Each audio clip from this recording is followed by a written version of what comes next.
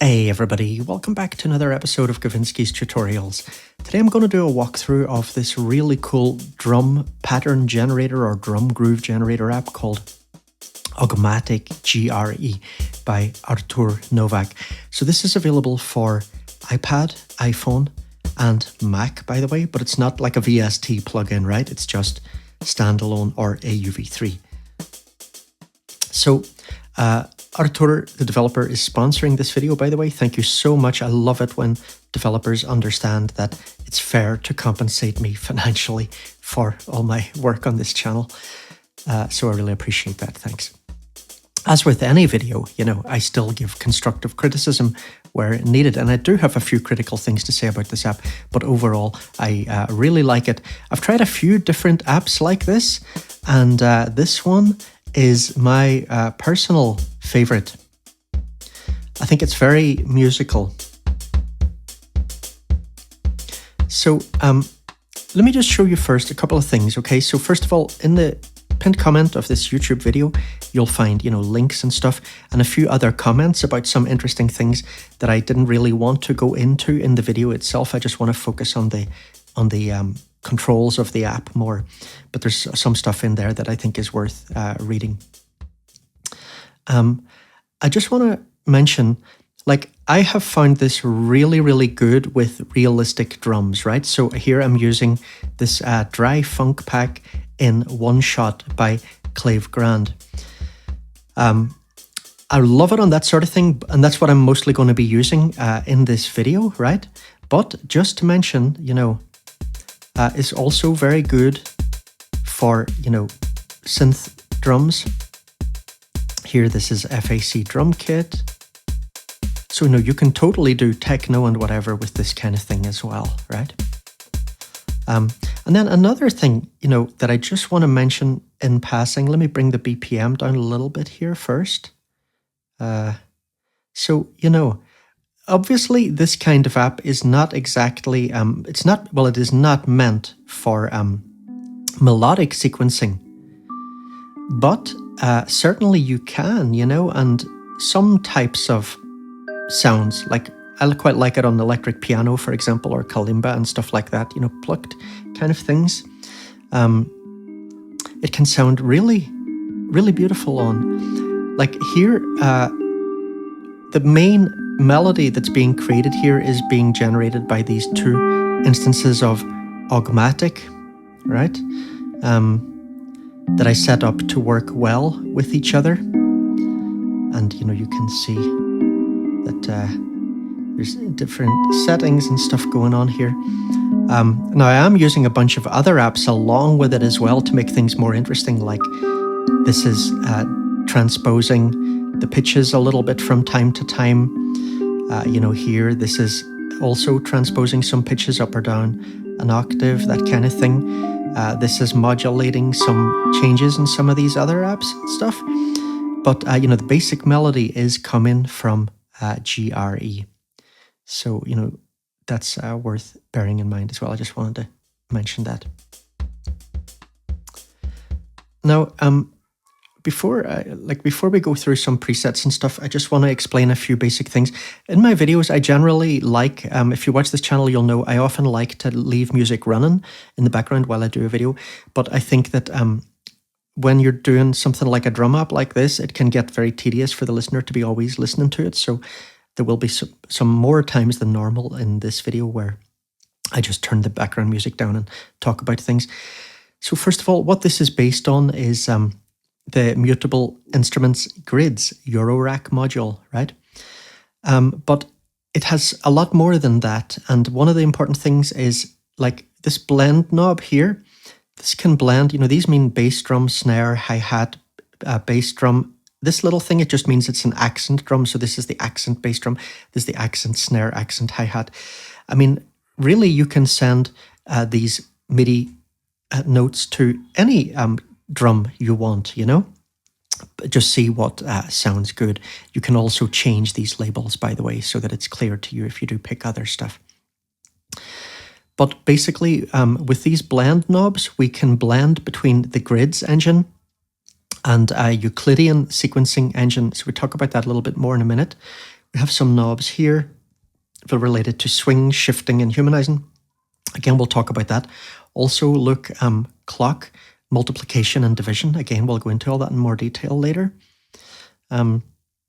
These little things that you see here, by the way, when you press one of these things, like these are just, these things here, let me just press pause. Let me bring this up, hang on. So, you know, if we tap these, we can audition the drum sound, right? And you'll see some little words appearing here. I was really puzzled by these initially until I asked the dev, what the hell are these things? And these are just supposed to represent some different drum sounds. You know, they don't have any purpose whatsoever. It's just like a little in-joke kind of thing for the dev. I don't know, he thought it was funny. But also, you know, these lighting up is genuinely useful. I'll tell you one of the things that can trip you up when you start playing around with this app and looking at the presets.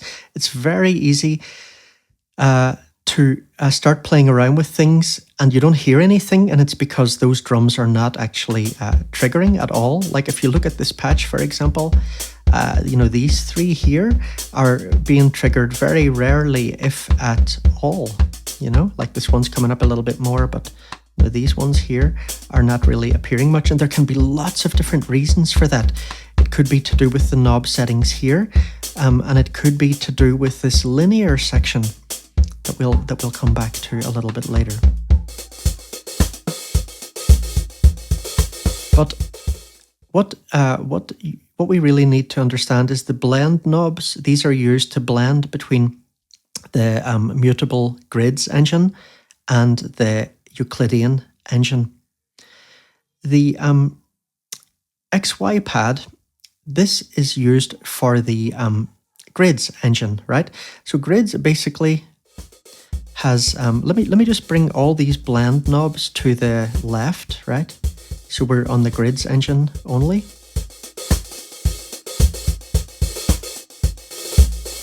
If I move around here, we'll get different patterns playing, right? So basically what this has is, it's like 5 nodes, 5 by 5. And when you move this around, it will be picking up the patterns that are basically being sent out by those different nodes. And if you're in a little in-between place, it'll be a value that's kind of, I don't know, like crossfading between the value of those. It'll be like a morphed value, you know, between the values of the nodes that surround it. The density knobs, these are for the Grids engine. That's really, really important to understand. These don't have anything to do with the Euclidean engine. Chaos, this is to do with the Grids engine. Blend, here we're blending between the Grids engine and the Euclidean engine. If blend's all the way to the left, it's going to be just the Grids engine. If it's all the way to the right, it's going to be the Euclidean engine. Now I'll, you know, demo all this stuff plenty through the video. You know, I just want a little bit of silence now and concentrate on a few things.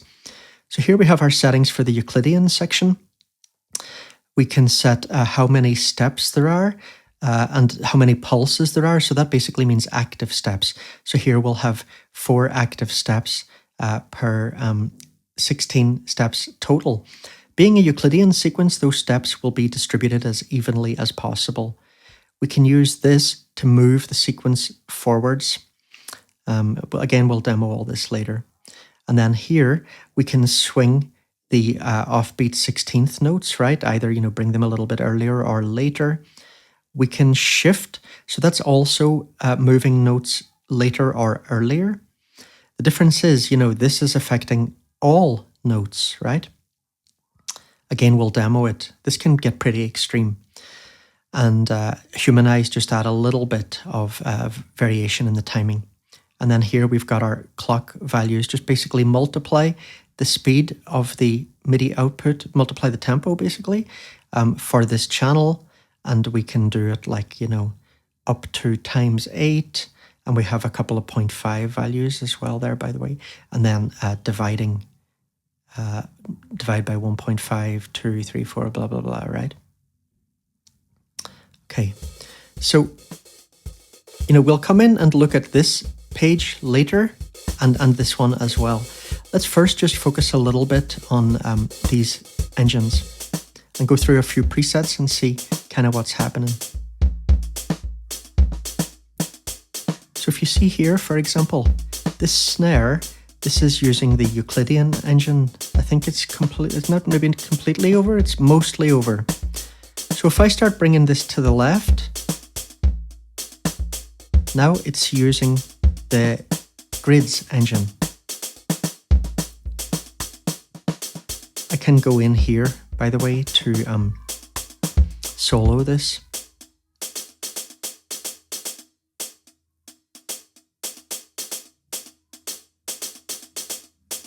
Oops, wrong one. Okay, there we go. Do this snare. So this is using the Euclidean engine. I'm going to put density up fully there. So this now is using the Grids engine, right? And look that chaos is up here. So I can bring chaos down.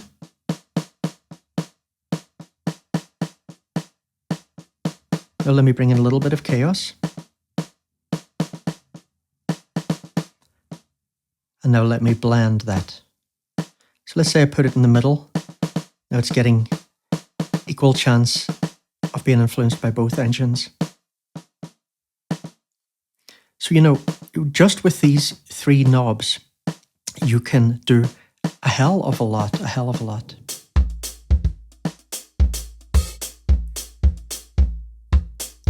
So I'll just go through a few of these and, you know, play a little bit with the blend settings.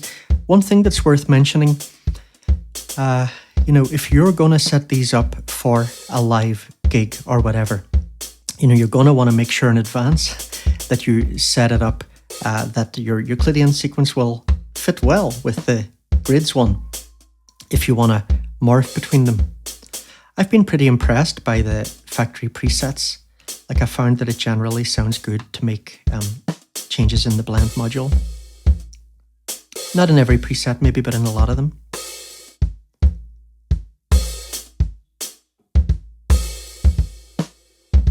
Let's jump on angular angle. I'll start off actually with some of the basic ones.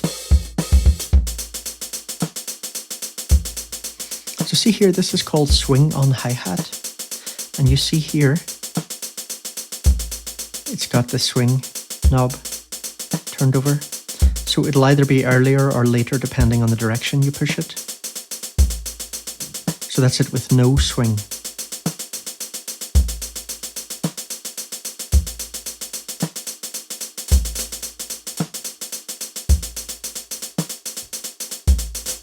Double tap to reset. Okay, one important thing about the chaos knob, and this is one of the weaknesses of the app. If we look at the individual instruments, right, individual drums, we can set a chaos value. Now, by the way, a lot of the time with these knobs, what might sound good is having, say, a bit higher density on these first three main ones, and then a little bit lower density on these accent channels, and maybe just have a little bit of chaos on some of these, but maybe not too much, and you definitely don't need chaos on all of them. Let's see what that's like. Okay, so let's try, let me bring in first of all a little bit more chaos, let's say to the snare drum. Right, hear that coming in now in the snare? Now the thing about the chaos slider down here, this is a global slider, but unfortunately it will completely overwrite all these values. Let me show you. As soon as I start moving this, they will all jump to the same value. And then if I bring this back down, they'll all be at 0. You know, it doesn't remember the value. This is one of the first weaknesses of the app. I noticed I've mentioned this to the developer, and he is going to try and improve that. I think it was at a point where, you know, he'd been working on the app for like months and just felt he had to get it out even without a few things being 100% the way he'd like them to be eventually. But I think that will get added I would definitely like this, to be a relative value rather than absolute. Okay, so here, clock divider on the hi-hat, right? So you can see here, if I double tap this, it's now returned to no multiplication or division, just the base value. Now, this is another weakness of the app. What I would really like is for these kind of values that you can jump to a value. I mean, I know it can be fun to go through these, but let's face it, for most musical purposes, if you're doing a live performance, for example, you're mostly not going to want to do that. You're mostly going to want to jump to a value, and you don't want to go through intermediate unmusical values, right? So what would work much better for me, it would be a really simple change, would be all that would be needed. Basically, what I would like is when the user moves, it doesn't actually take the new value until you release your finger. It's such a simple thing to do. I really wish that more developers would do that. Anyway, I've ranted about that in other videos, but that is one thing that could be improved, in my opinion. Okay, now, great. So let's go to the linear section.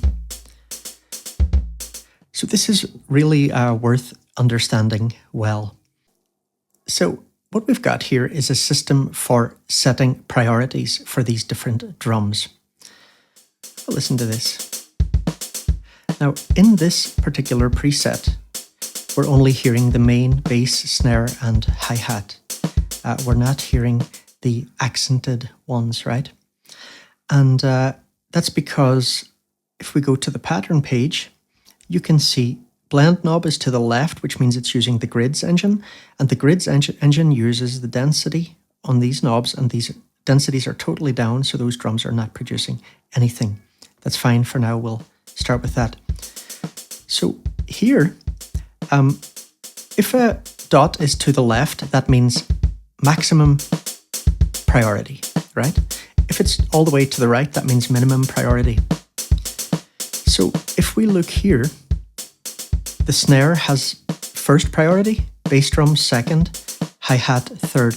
What does this mean? It's basically related to when the engine tries to produce, or when it tries to trigger, let's say it tries to trigger all three of these at the same time, then the only one that will actually be heard is the snare drum, right? Let's say it tries to trigger the bass and the hi-hat at the same time, the bass will win, right? So let me just show you what will happen if I reduce the priority here for the bass. Let me bring it down below the hi-hat now, even lower priority. See, now we might hear it, sometimes we might not. It's going to depend on the settings on the pattern page, right? So, this can be a really cool live performance control.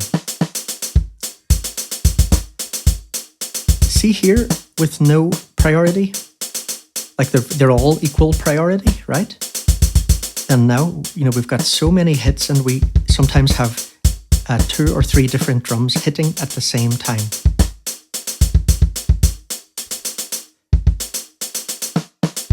If I set it like this, we'll never get 2 drums hitting at the same time, right?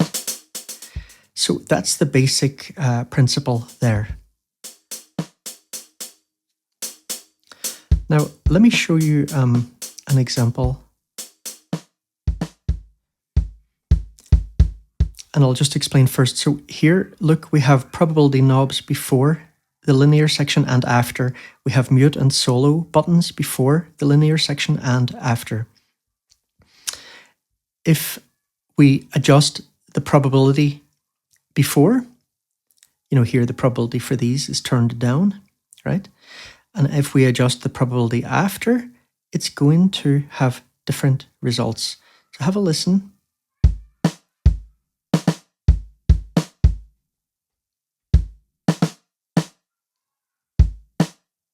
Let me bring in, actually, this one's not really that great an example. Hang on. No, this is fine, actually, yeah. So see here, it's in the post section that the probability's been brought down, and see how scant it is. There are a lot of rests. If I change that to this one, this is exactly the same. It's just here we're changing those on the pre-probability knobs, not the post ones. We've got far more beats. And that's basically just to do with the way that the linear matrix can reassign hits to different drums.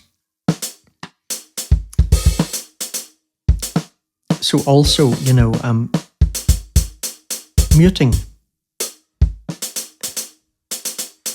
If I mute in the pre-section, it may have different results to muting in the post section.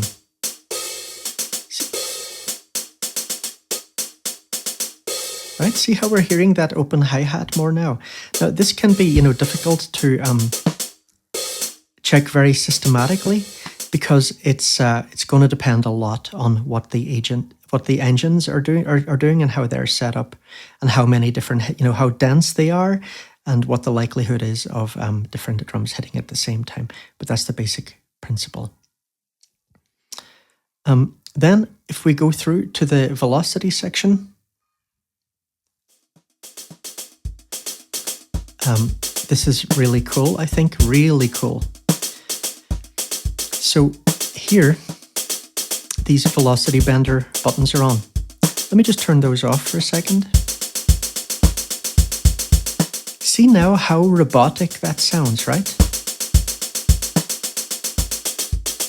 And so look, we can turn this on for just some of them, which can be really interesting and also can be an interesting live performance effect. See, it's clearly, well, these ones are not even triggering actually, so that's why, hang on. It's very easy, because these are all the way to the right, it's very easy to forget to look at these and see which drums are actually being triggered. It's only these first three, okay, damn. So, let's see. For example, here now the snare is not going through the bender.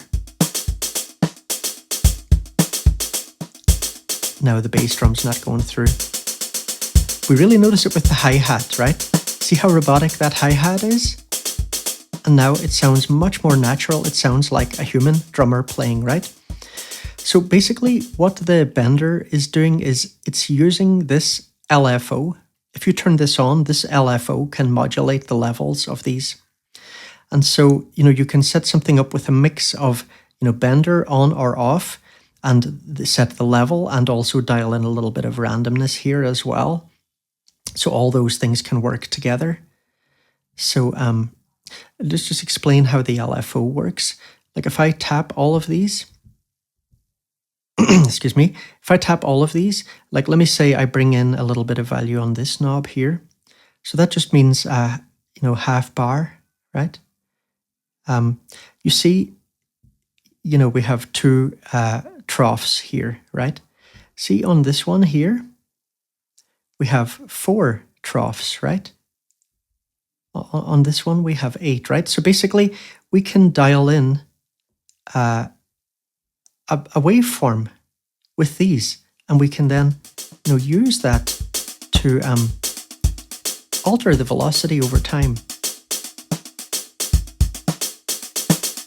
And that can be a really cool thing to play with live as well.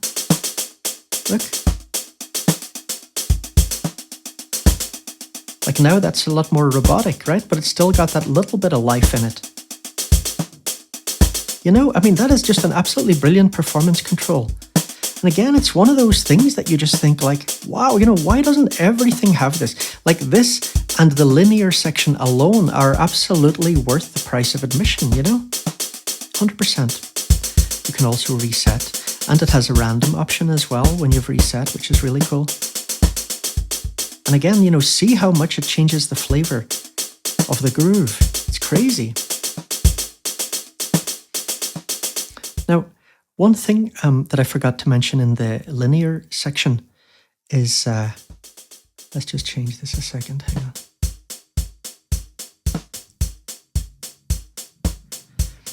So let me see here. So we're only getting these 3 drums at the moment. Let me just change this maybe so that we get in some of these other ones.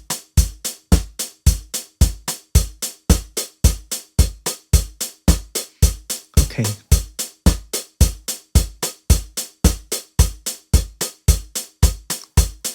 I'm just going to change here on the XY, right? Don't forget about that. I mean, that's really fun to play with. But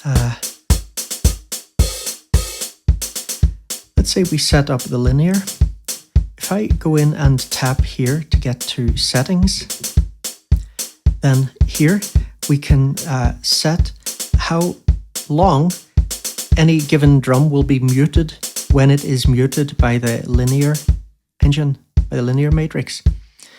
So see now, you know, that's a quarter note, right? So actually we're getting like so much muting here. But this one thing I've said to the developer, this would be far better. This control should be on the linear page, but he did say, you know, I know, but like, where am I going to put it, you know? But it is a performance control. By the way, though, it's probably exposed here because like most of the parameters are exposed. So you could maybe, you know, map it to something. So let me drag to adjust that. So see here, that's just a 64th note. So the muting is only for a very short time.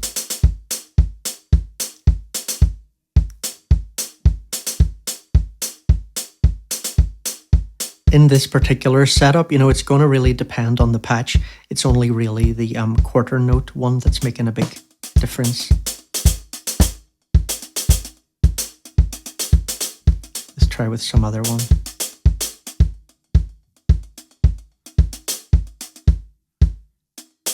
Right. You know, see what a difference that makes? Huge difference.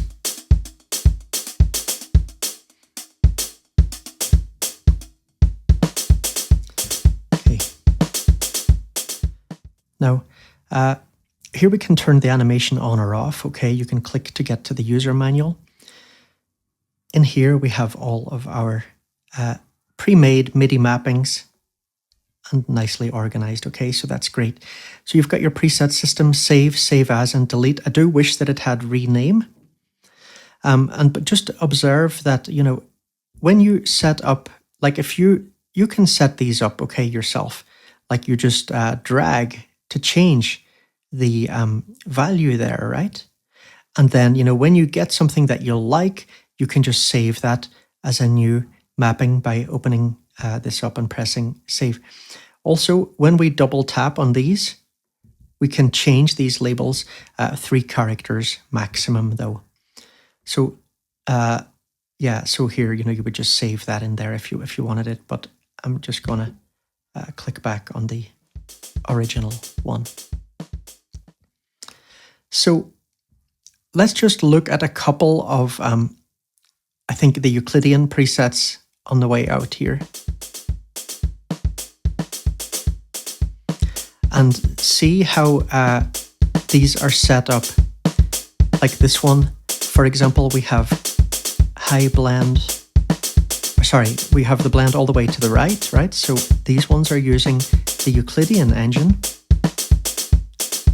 And so, you know, if I shift that sequence or, you know, change the number of pulses or the total number of steps, it's obviously going to make a huge difference to how it sounds. And then if I change the blend knobs, that's going to make a big difference. So let me just play with the blend knobs a little bit. Just use my finger.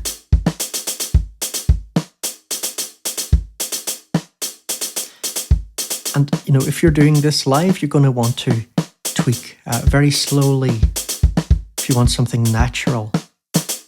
And, you know, unless you're very familiar with the patch, you might end up with something that doesn't sound all that great. So it's definitely the kind of thing that you're going to want to practice with a little bit. You know, here I'm just being a little bit careless just to let you hear the general idea.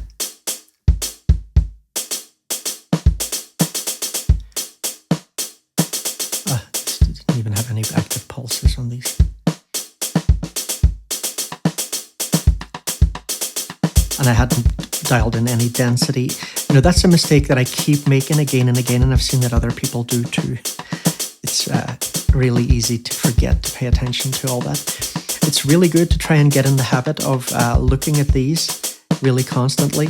I do kind of wish that like these were here and here in the middle somewhere and here, because I do just keep forgetting to look over at them.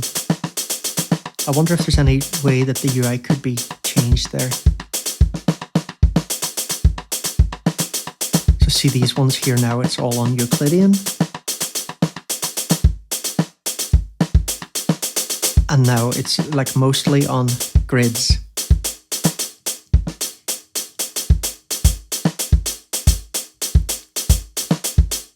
If you look at the manual, it has some ideas for Euclidean patterns that work well with different types of like world percussion.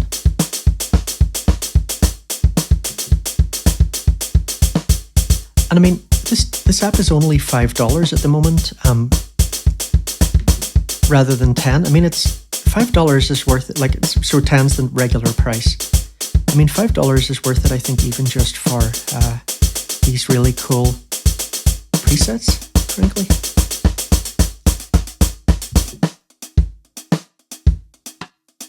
I do kind of wish that the developer had put in like a suggested BPM for them.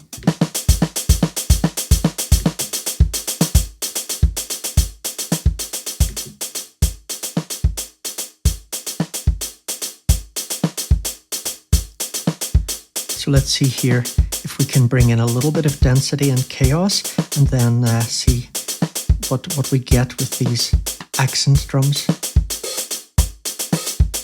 And then see if we can go into the Euclidean one and get something decent.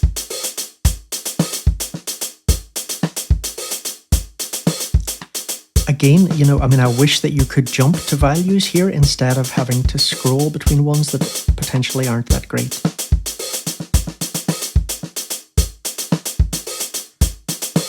Although it's also nice to have the option to scroll, because that can be fun, you know? Like, see, that's really nice. Increasing the number of pulses on the bass drum there. And if I have this more over to the left, where it's more using the grids engine, then even if I increase the pulses here a lot, it's not going to be too crazy probably, because a lot of those will get filtered out because they'll go to the grids engine instead.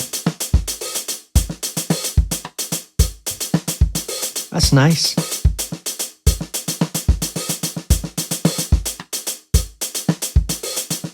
I could just sit twiddling with that for a good 5 minutes or so at least.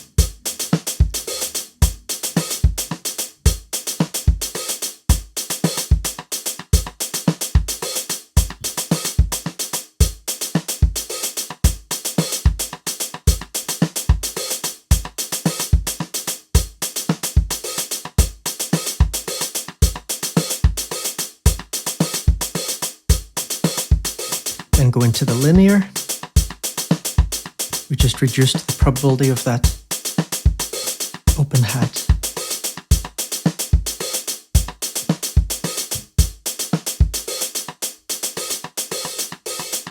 There you got a nice little break.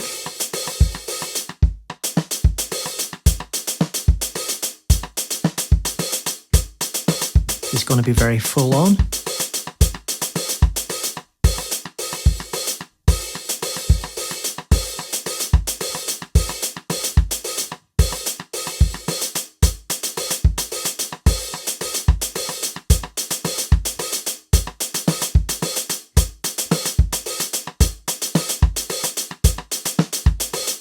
Bring down the blend for that open hat.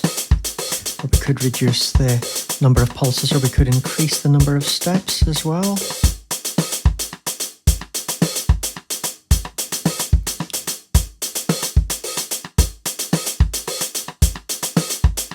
We could shift it. And then if we're using the linear, you know, the shift is also going to change how things interact there. It's crazy deep. So what a cool little app, I think. It's brilliant. Let me know what you think in the comments, everyone.